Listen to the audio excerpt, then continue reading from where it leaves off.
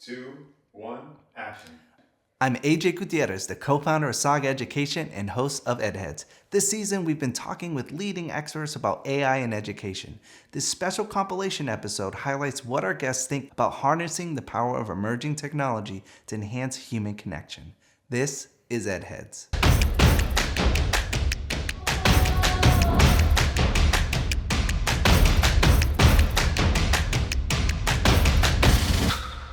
This idea of supercharging humans is really fascinating. What are some other ways you think technology can supercharge teachers and educators in the future? For teachers, becoming AI literate and learning how to use AI within their classroom and within their teaching practice is going to make their lives easier and is going to make them more effective for their students. I think over the last 10 years, we've seen a lot of really interesting technologies start to come out to be able to change how we teach in the classroom, be able to do things like blended learning, for example, in the classroom, and being able to kind of give students the learning that they need. I think AI is going to take that to another level. It's going to make it so that teachers can give students what they need because the teacher is the one that really understands what the student needs, and they can now use tools to be able to provide that to the student. It'll also, as we talked about, really save teachers time. Things that are monotonous that they have to do right now can become more and more and more automated and can save them the time such that they can do the things that they like to do, which is coaching and teaching students. Let's talk a little bit more about how you see generative AI and other technologies meeting students where they are and advancing tutoring. So how do you see that playing out in the future? If I'm a teacher standing in a room in front of 30 students, every student has their particular weaknesses and holes where they need additional help. AI can really help with that, to be able to kind of cater the teaching and cater the learning to each student can help bring them up to grade level.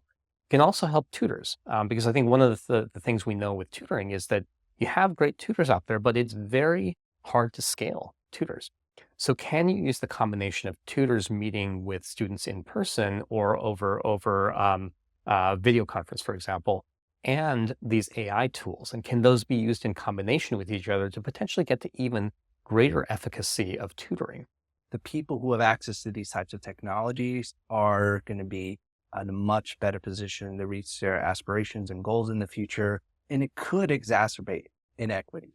Everybody, students, teachers, every human needs to be educated about AI. If done incorrectly, you can have a situation where AI is only accessible by those that have the means to be able to access advanced technology. And those are going to be the humans that will be supercharged by this. We have to really make a concerted effort to make sure that that is not the case. If districts are able to adopt AI, embrace it, and bring it to students, then the students coming out of those districts will be literate about how best to use AI and how best to supercharge themselves going forward. What are you most optimistic about in the future when it comes to AI? I'm really optimistic because I think that we're at this really great juncture point where we have, we've evolved so much knowledge of how teaching can be done effectively and how pedagogy can be done effectively.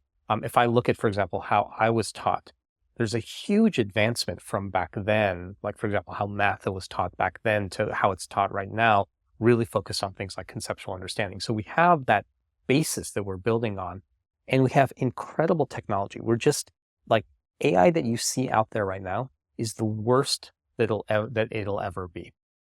It's only going to get better and better from here. And what makes me optimistic is that if we have so many people that are thinking about this in the right way, that if we can shape that technology in a way that actually helps the teachers, we can end up in a much better place with education. So, how do we help students?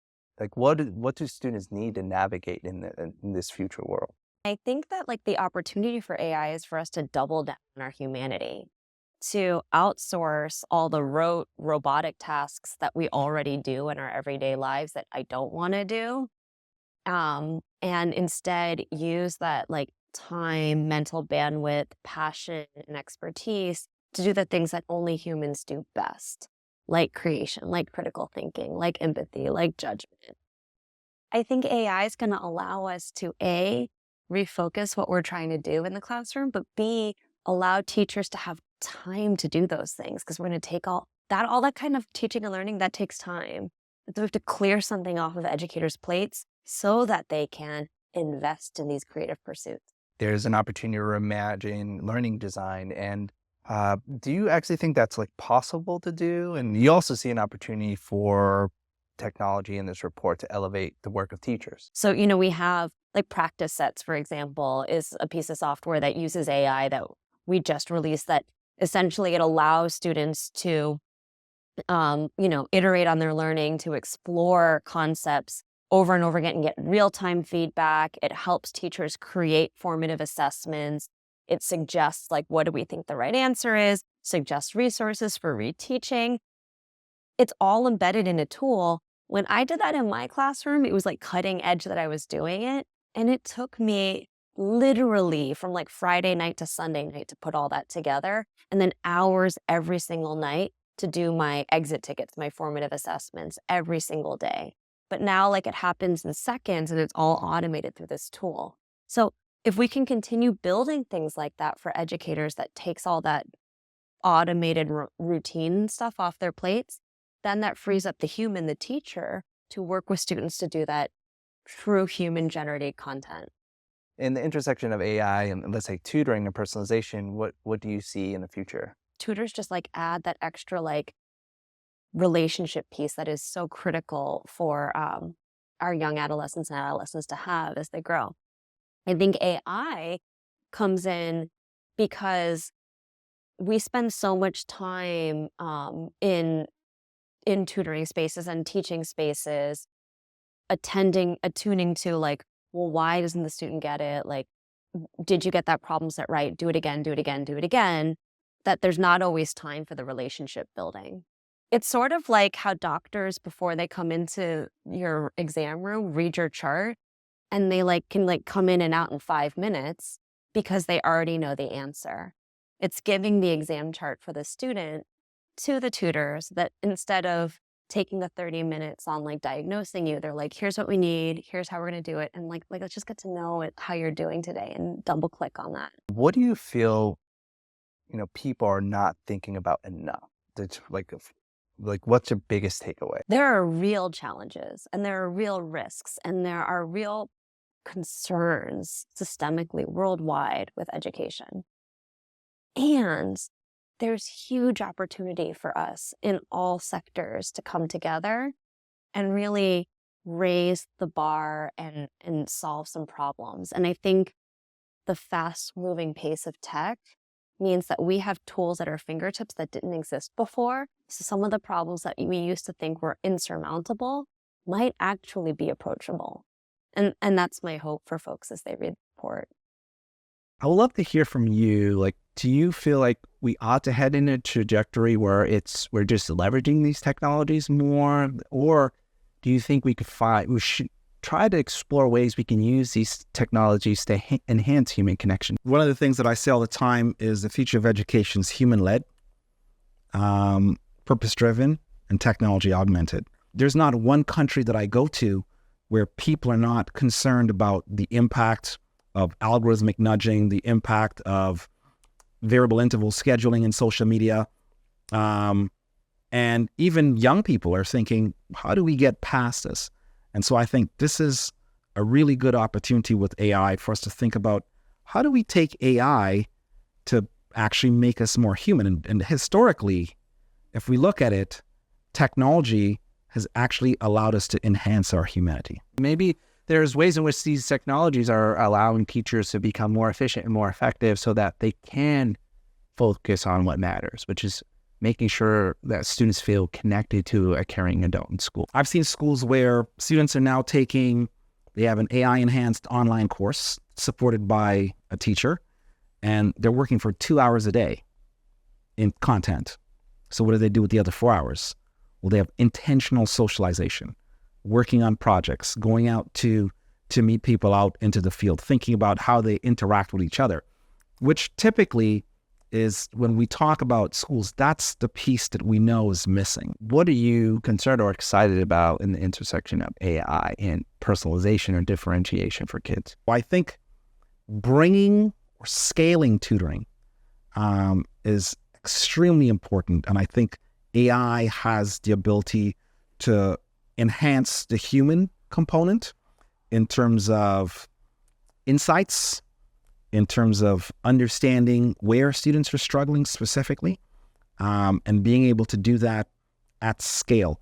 Now, some people have thought, gosh, we can go do this and it's just going to be, AI only.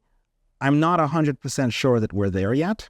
I think that there needs to be a huge human component for reasons that we described before. People want to make these connections. They want to make positive connections with other people. And I think having tutors that are empowered by AI and having students that are empowered by AI creates the possibilities for better connection. The other thing we're talking about here is a synergy between technology and human tutors, because let's say with the relationship with the human tutor, maybe that can motivate students to take the time more seriously on the technology. So the technology brings you to a level and gives you that confidence, and that next hard part still needs a human relationship.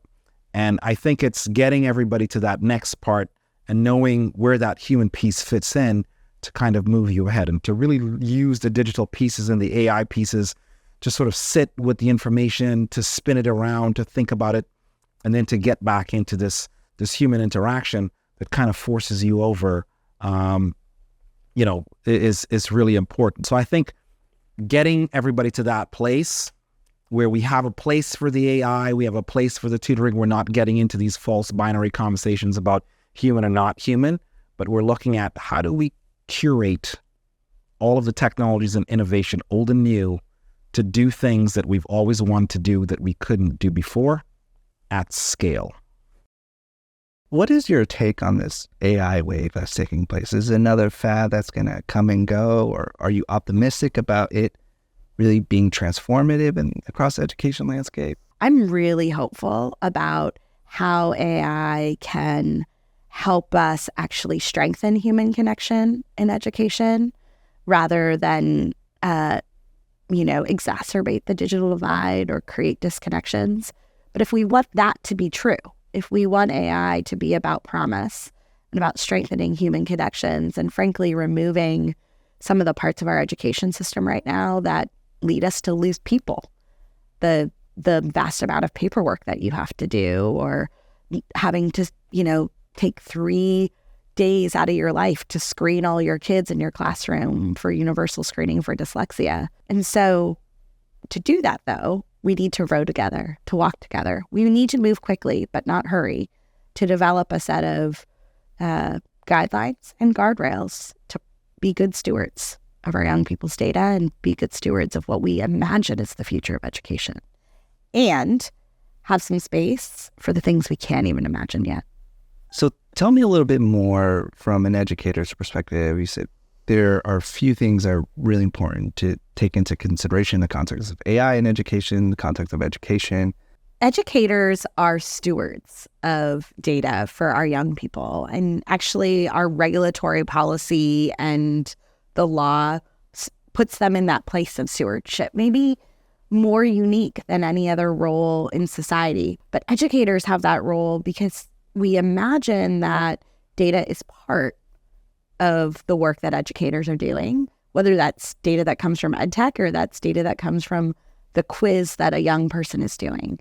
And so just like teachers used to lock up their grade book to keep data secure and private and making sure that it was in a way that helped them make decisions, but also that they made sure that folks who didn't need access to the grade book didn't get access to the grade book.